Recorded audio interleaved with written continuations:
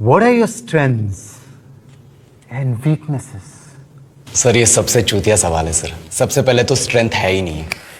In English, please. I'm telling you. Why will I tell you my weaknesses? मैं आपको अपने strength weakness के नाम पे बताऊंगा. You know, जैसे English. I'm a perfectionist. मैं वर्कोहॉलिक हूँ. मैं इनोसेंट. English. बैंक क्या लौड़े?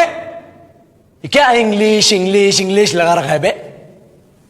4 साल का था मैं जब मेरे पापा जबलपुर में किसी हलवाई के यहां काम करते थे. खुद तो कभी स्कूल गए नहीं, इसलिए अपनी गांड घिस घिस के मुझको स्कूल में भर्ती करवाया. अब कहने के लिए तो वो इंग्लिश मीडियम स्कूल था, लेकिन साले हमारे टीचर लोग खुद हिंदी में बात करते थे. हमारे स्कूल के लड़के एक दूसरे से यो व्हाट्स अप डॉग ऐसे बात नहीं करते हैं. क्या भौंक रहा है तेरा लंडा आजकल है? ऐसे गले मिलते हैं. किसी तरह रट्टा मार मार के 10th तक पहुंचे तो पता चला कि जिंदगी में सफल होने के लिए एक ही तरीका है और वो है इंजीनियरिंग. सब ये कहते थे. माँ बाप, टीचर लोग, गली का वॉचमैन भी हमसे पूछता था, और भैया कैसी चल रही है आपकी तैयारी? भग बेंचो, तुमको क्या करना है? इसलिए हमारे स्कूल के बच्चे हम सब पहुंच गए बकरों की तरह. मैं IIT, मैं NIT. अरे जिस बच्चे ने अपने बाप को जलेबी तलते देखा है वो तो यही सोचेगा ना कि जिंदगी में पैसा ही सब कुछ है. I did not choose this engineering life, sir, and neither did this engineering life choose me. It was shoved down my throat by my teachers while my hands were tied to my back by my friends and my parents watched in silence. और English सुनेगा तो मादरचोद तो सुन.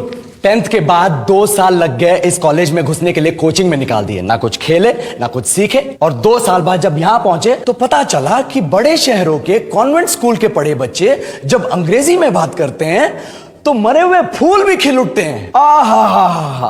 हवा में oxygen की मात्रा बढ़ जाती है इनकी अंग्रेजी सुन के. और पूरे कॉलेज की लड़कियां इन इंग्लिश स्पीकिंग लड़कों को अपना जीवन साथी .com मान चुकी है. तुझे क्या लगता है?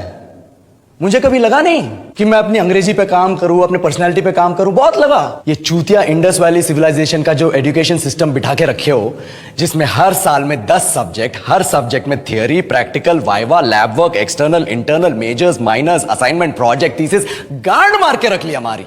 महीनों तक नहाना भूल जाते हम लोग और फिर हमारा परसेप्शन बना देते हो कि हम ऐसे ही रहना चाहते हैं. अबे साल में एक बार कल्चरल फेस्टिवल आता है, एक बार. उसके लिए भी प्रोफेसर से भीख मांगनी पड़ती है. अरे बिना इंग्लिश बोले, बिना लड़कियों से बात किए कौन गांडू रहना चाहता है वैसे?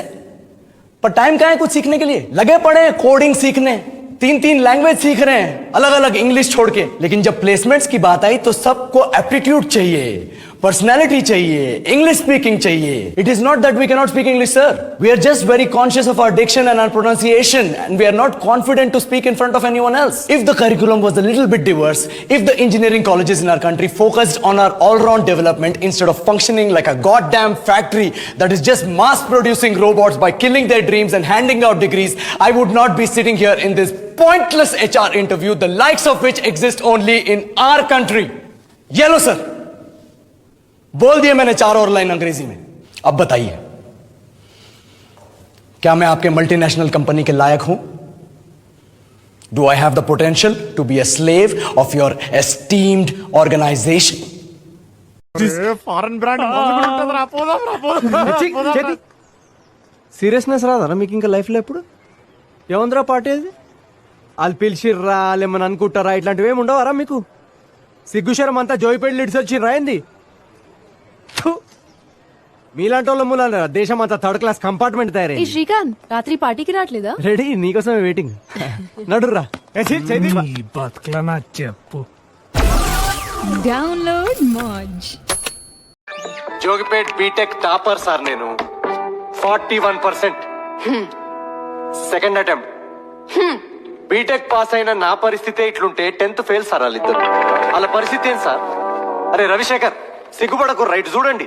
హలో మీడియా, ఒక్కసారి మా మిత్రుల ముఖాలు జనాలకు చూపియరు ప్లీజ్. యువర్ ఆనర్, అసలు ఈ రోజు సంగారెడ్డి, జోగిపేట్ మొత్తం కంట్రీలో ఎంత % యూత్ కి జాబ్స్ లేవో మీకు తెలుసా యువర్ ఆనర్? చెప్పు. That's not my job. చిన్నప్పుడు స్కూల్లో చదువుకున్న పద్యం యాదకొస్తుంది సార్. ఇలా కరోనా రావడం ఆలస్యం, కాలేజ్యం, ఆన్లైన్ ఇరికించాం. యువర్ ఆనర్, ఇతను ఏం మాట్లాడుతున్నారో నాకైతే అర్థం కావట్లేదు. నాకు కూడా ఏం అర్థమవుతలేదు సార్. అసలు మేము ఆన్లైన్ క్లాసులు ఎందుకు వింటున్నామో అర్థమవుతలేదు. మధ్యలో ఇమ్మ ఎస్ఆర్ అని ఎందుకు అంటుందో అర్థమవుతలేదు. మీరు ఎందుకు క్లాస్ చెప్తారో అది అది అది మీ పర్సనల్ కానీ అనుకోకుండా చాలా జరిగిపోతాయి.